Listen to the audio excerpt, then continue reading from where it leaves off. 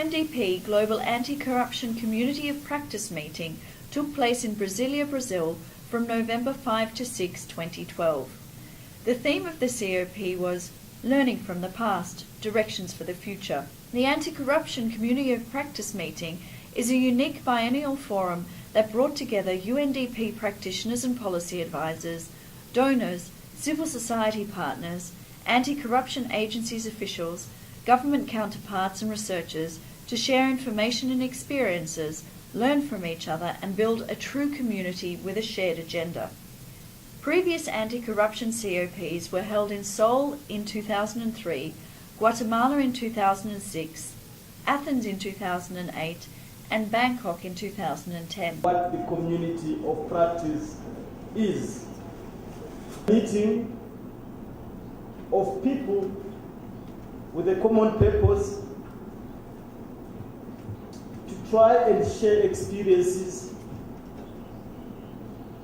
gain knowledge, question what they are doing. The message that I want to share is be self-critical about the important work you do in the area of anti-corruption.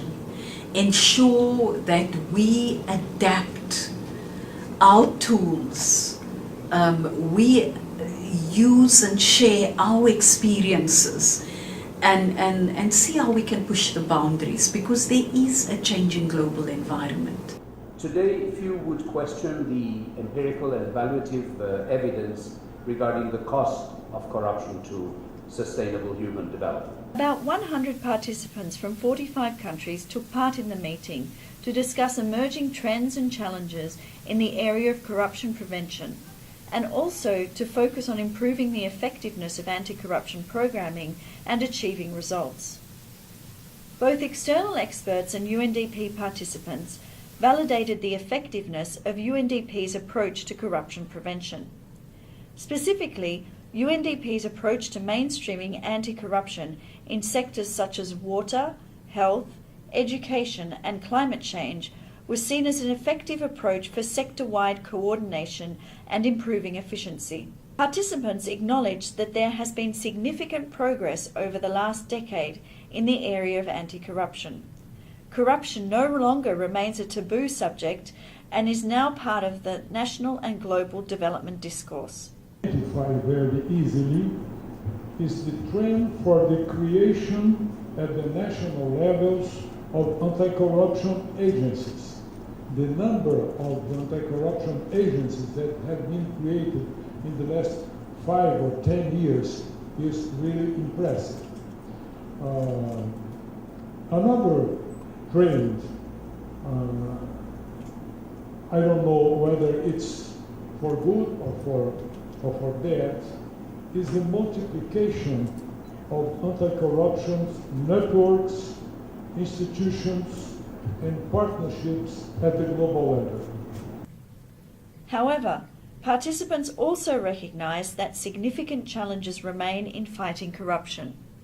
I think it's been demonstrated on a number of surveys that corruption is the most talked about issue right now in the world. For me, it's quite shocking that there is not an outcry in developing countries against the illicit financial flows. It be, whether it's tax evasion or money laundering or mispricing, or corruption. The reform of the judiciary as a prerequisite of any effective anti-corruption strategy. And here, it is something we have. Judiciary is very important to deal with corruption. But judiciary is itself corrupt, and we have to, you cannot just replace the whole judiciary, and you cannot just ask the ACAs, the anti-corruption agencies, to be a substitute to the judiciary. Measuring results for anti-corruption is challenging. Progress is highly dependent on context and can often only be seen over a long period of time.